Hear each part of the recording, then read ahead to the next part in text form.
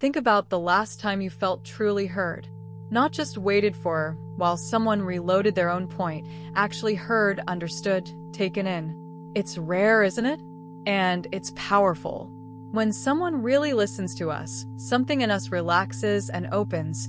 We trust them, we follow them, we feel safe with them, often more than with anyone who's tried to impress us by talking. Tonight, the sky turns toward that quiet power. The moon is a waning crescent, August 7th, 2026, about 34% lit now, slim and soft, slipping steadily toward the dark. And the sun sits in gate 7, the gate of direction and the role of the self, in its second line, the line of the Democrat. Yesterday, this gate was about knowing your own direction. Tonight, it turns to how that direction meets other people, and the answer is beautifully counterintuitive. The strongest guidance doesn't talk the loudest. It listens the deepest. This is your moon letter for leading by listening. Let's open it. Look up tonight, and she's a slim waning crescent, about 34% lit, delicate now. Most of her face already returned to shadow. And notice what the waning crescent does. It stops commanding the sky and starts receding into a listening kind of presence. The near-dark moon isn't broadcasting anymore. She's quiet, receptive, letting the whole night speak around her. In her dimness, the sky becomes a listening space. You can hear the quiet, see the faint stars, feel the stillness the bright moon used to drown out. That's the perfect image for tonight, because tonight is about the strength of listening. The waning moon models a kind of presence that isn't about output, it's about receptivity. She's not trying to be the loudest light. She's become a quiet presence that lets everything else be heard. And there's real power in that. Just as the dim moon makes room for the whole night sky to speak, a person who listens makes room for others to feel heard, to open, to trust. Tonight, she models the leadership of receptivity, the quiet, spacious presence that leads not by shining brightest, but by making room for others to be truly heard. The energy tonight is warmth that listens, Leo's big, expressive heart learning that its deepest warmth might be its attention, not its voice. This is a real stretch for Leo, and a beautiful one. Leo loves to express, to shine, to give warmth outward through presence and voice. But tonight's growth is the discovery that the most generous thing a warm heart can offer isn't always its expression. Sometimes it's its full, undivided attention. To turn that big Leo warmth into listening, to make another person feel like the only one in the room, fully seen, fully heard. There's a reason we feel so warmed by someone who really listens to us. It's a form of love, maybe one of the purest. It says you matter. What you feel matters. I'm here for you and not for my turn to talk. And a warm heart is uniquely good at it, once it learns to point its warmth inward toward listening rather than outward toward performing. So tonight's energy invites your Leo heart to lead with its ears, to offer the warmth of real attention, to discover that making someone feel deeply heard is one of the most generous and quietly powerful things you'll ever do. In human design, the sun is in gate 7, the gate of the self and of direction, and tonight it's the second line, which RA called the Democrat. If the first line was authority, the natural leader who knows their own way, the second line is its necessary balance. The Democrat who leads not by decree but by including, by listening, by drawing direction out of connection rather than imposing it from above. This is a crucial teaching about what real leadership and real direction actually are in this gate. Gate 7 never leads by force, and the Democratic second line makes that explicit. It says the best direction isn't dictated. It's discovered together, through listening, through genuinely taking in other people rather than talking over them. The Democrat leads by making others feel heard, by gathering everyone's truth into the picture, by guiding through connection instead of command. There's a quiet strength in it that the loud, authoritarian style never has. People follow the one who truly hears them far more willingly than the one who merely tells them. RA spoke of this line shadow as the difficulty of being pulled in too many directions, losing your own center in everyone else's voices, and its gift as the natural ability to unite, to lead through relationship, to hold your direction while genuinely including others. So Gate 7, second line, adds the relational half of direction tonight. Real guidance isn't about talking the loudest or being the most certain. It's about listening the deepest and leading gently through the trust that deep listening creates. So let's understand why listening is real strength, why the willingness to truly hear is one of the most powerful things you can offer, not a soft or passive skill. The first reason is deeply human. People follow those who make them feel truly heard. Think about who you trust, who you'd follow, who you open up to. It's almost never the person who talks the most or insists the hardest. It's the person who really listens, who makes you feel understood, taken seriously, seen. Feeling heard creates trust like almost nothing else, and trust is the real foundation of any influence, any leadership, any close relationship. The one who listens deeply earns a kind of following that the one who only talks never will. The second reason is practical and often overlooked. You can't guide anyone or anything you haven't actually understood. Direction offered without understanding is just projection. You're solving a problem you haven't really heard, prescribing for a situation you haven't grasped. Whether it's guiding another person, leading a group, or even directing your own life, the quality of your direction depends entirely on the quality of your understanding, and understanding comes only from listening. Advice given without listening is usually about the advisor. Guidance built on real listening actually fits. The third reason follows. Listening gathers the information that good direction needs. This is the Democrat's genius. The leader who listens has access to something the one who only talks never does, the actual, on-the-ground truth of the people and situation involved. All the information, the nuance, the reality lives in what others have to say. By listening, you gather the raw material that any wise direction requires. The talker operates on assumptions. The listener operates on reality. And that makes the listener's eventual direction far wiser, because it's built on what's actually true rather than what was merely assumed. And the fourth reason is the most transformative. Being heard changes people more than being told. We often think we help people by telling them things, giving them the answer, the advice, the correction. But it turns out that being deeply heard is far more transformative than being told anything. When a person feels genuinely listened to, they relax, they open, they often find their own clarity and their own answers, answers that stick precisely because they discovered them while being heard, rather than having them imposed. Sometimes the most powerful thing you can do for someone isn't to tell them what to do. It's to listen so well that they find their own way. Listening doesn't just gather information. It heals, it opens, it changes. That's not softness. That's real strength.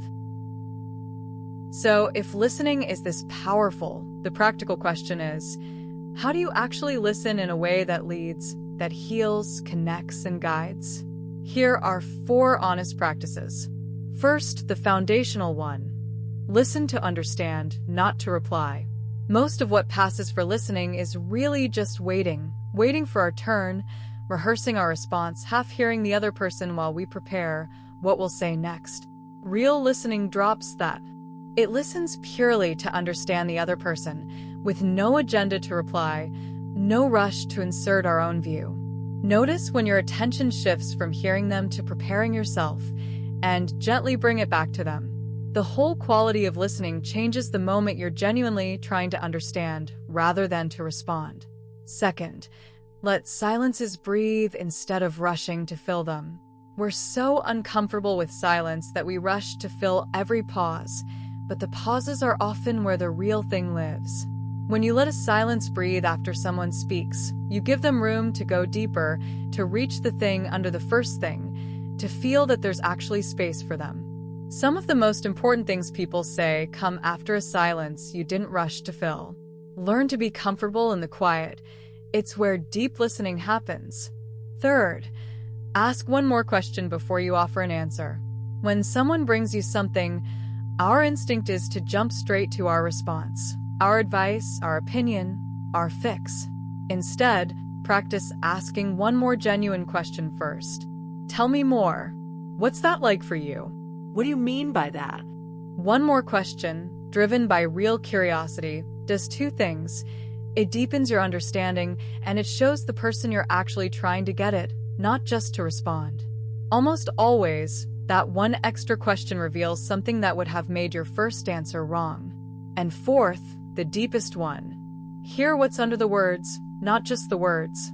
People rarely say the whole thing directly. Under the words, there's usually a feeling, a need, a fear, a hope, the real message. Deep listening hears that.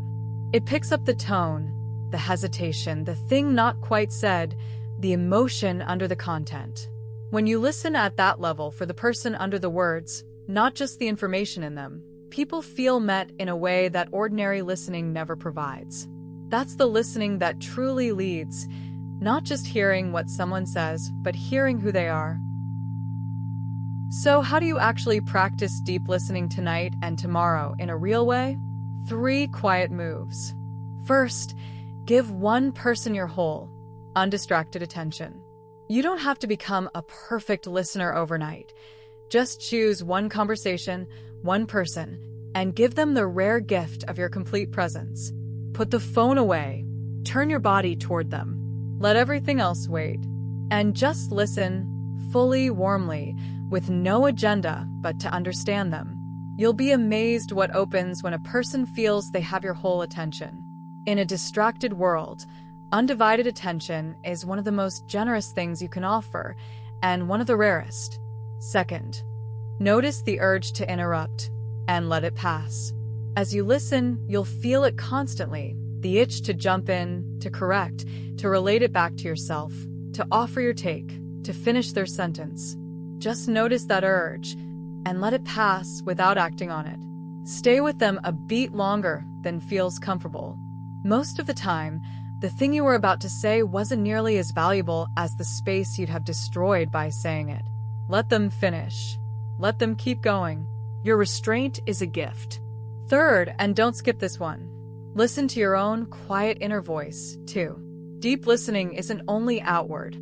The same skill that hears another person deeply can hear yourself, that quiet inner voice under your own noise, the one we talked about last night, the one that knows your direction.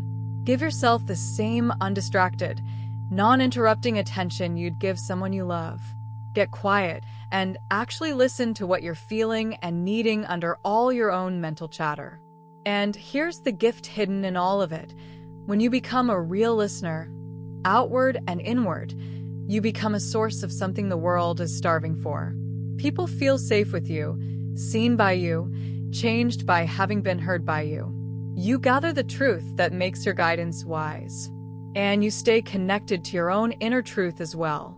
Let being heard be the gift you give. It's a quiet kind of leadership and one of the most powerful there is. Here is your ritual for leading by listening, a quiet practice in the strength of truly hearing. When the evening settles, step outside and find her. The slim waning crescent, about 34% lit, most of herself already in shadow, no longer commanding the sky but holding a quiet, receptive, listening kind of presence. Let her show you the power of receptivity, the way her dimness lets the whole night be heard. Then, standing there, do the first thing, just listen. Let the night be quiet and actually hear it. The small sounds, the stillness under them, the faint life of the dark. Practice pure receiving, with nothing to say back. Let yourself get good at simply taking in. Then turn that same listening inward. Give your own quiet inner voice the undistracted attention you'd give a dear friend. No interrupting, no rushing to fix. Just listen to what you're actually feeling and needing tonight, under your own chatter. Let yourself be heard by yourself. And finally, name one person you'll truly listen to tomorrow, someone in your life who could use the gift of being deeply heard. Picture them and quietly commit. Tomorrow, with them, I'll listen to understand, not to reply. I'll let the silences breathe. I'll hear what's under their words.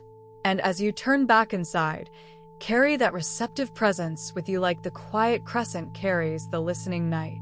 You don't have to have all the answers or say the perfect thing or lead from the front. Sometimes the most powerful, most generous, most trustworthy thing you can do is simply, deeply, warmly listen. So, let this be the letter you keep from tonight. The strongest guidance doesn't talk the loudest, it listens the deepest. The waning crescent stops commanding the sky and becomes a quiet, receptive presence that lets the whole night be heard, and there's real power in that kind of receptivity. People follow those who make them feel truly heard. You can't guide anyone you haven't actually understood, and being deeply heard changes a person more than being told ever could. So listen to understand, not to reply. Let the silences breathe. Ask one more question before you offer an answer, and hear what's under the words, not just the words. Give one person your whole undistracted attention.